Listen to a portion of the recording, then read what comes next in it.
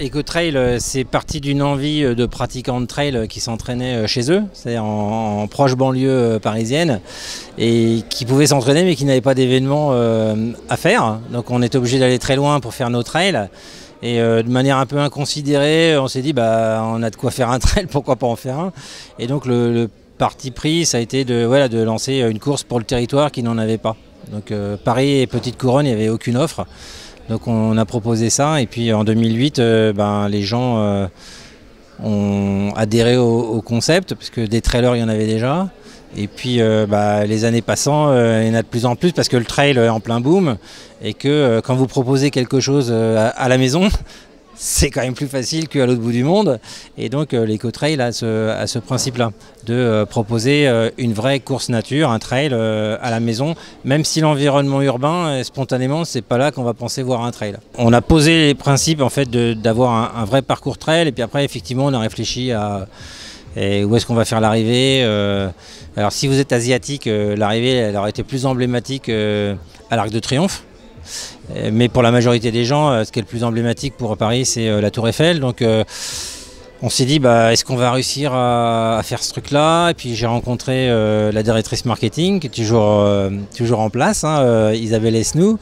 On lui a présenté le projet, et puis je ne sais pas si on a été bon ou si eux ont été très gentils. Ils nous ont donné l'autorisation de faire cette première édition en 2008. Et puis comme ça s'est bien passé, on a reparlé de la deuxième, et puis voilà, on va préparer la 13e. Lancer la première édition, c'est le truc le plus compliqué. Donc nous, on a eu la chance que ça se passe relativement bien, mais à bien y réfléchir, c'était complètement inconsidéré. Donc nous, on a, c'est comme disait, c'est heureux les fêlés, ils laissent passer la lumière. C'est Sacha Guitry qui disait ça. Je pense que ça illustre pas mal en fait la démarche qui était la nôtre. On avait envie. On a dit on s'entraîne chez nous, pourquoi on ne fait pas un trail? Voilà, après on n'a pas pensé à toute la complexité. Et d'ailleurs, quand à l'issue de la première édition, on a commencé à regarder un peu ce qui se disait sur le web, qui n'était pas aussi puissant qu'aujourd'hui, mais on s'est aperçu que les gens commençaient tous leur reportage de course en disant quand j'ai entendu parler d'un trail à Paris, je me suis dit c'est n'importe quoi, c'est débile, c'est pas possible. Et puis la phrase d'après c'était vous savez quoi les gars, on a fait un vrai trail, c'était génial. Et donc nous on a eu un message qui a été porté par des gens à qui on avait offert un truc qu'ils ne pensaient pas possible. Et en fait ce qu'on essaye de faire dans la déclinaison à l'international, qui est mon rôle aujourd'hui, c'est d'expliquer aux gens que c'est aussi possible chez eux. Maintenant c'est un peu beaucoup des gens qui viennent nous voir, donc c'est plus simple, mais c'est vrai que dans un environnement urbain, on n'imagine pas en fait que la nature a toujours ses droits, et la majorité des gens nous disent vous savez quoi, je passe tous les jours dans le domaine national de Saint-Cloud parce que j'habite Garches et je vais bosser à la Défense, j'avais jamais vu que c'était vert comme ça.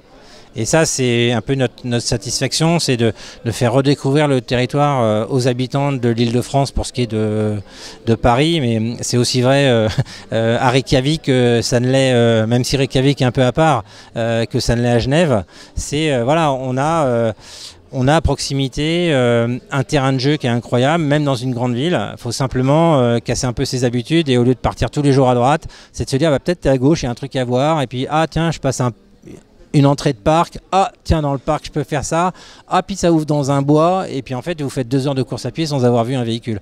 Et ça la ville peut vous l'offrir, quel que soit le territoire. Le concept d'EcoTrail, c'est d'implanter l'EcoTrail dans d'autres pays pour en faire un événement local d'abord. Donc l'idée, un bon EcoTrail, c'est un EcoTrail qui a à peu près les 3/4 de ses participants qui sont locaux.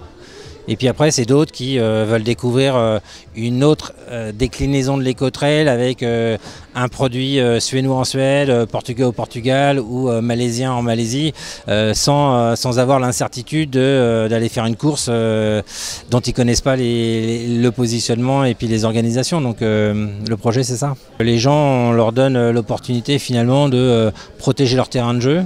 Et même si, puisqu'on a entre 25 et 50% de purs néophytes qui intègrent les différents écotrails, à Paris c'est 25%, c'est des gens qui viennent découvrir la pratique. Donc nous on leur donne l'opportunité de faire un trail chez eux, qui n'est pas trop compliqué, dans lequel ils peuvent prendre plaisir, et donc mécaniquement ils vont devenir ambassadeurs de la marque et du concept. Parce que c'est leur première fois, ça reste une première fois, il n'y en a qu'une au monde, donc, à vie. Donc quand vous faites un premier trail à l'EcoTrail, vous êtes marqué EcoTrail à vie. Donc on surfe là-dessus et on les accompagne en fait dans une pratique saine avec des fondamentaux en termes d'éco-responsabilité qui sont je jette pas de déchets, je respecte les bénévoles, je respecte les coureurs et puis je me respecte moi-même parce que on n'a pas la contrainte en fait de la route qui impose en fait tant à la kilomètre parce que nous entre un kilomètre et un autre ça peut être très différent, ça peut être très dénivelé ou très boueux ou très sec.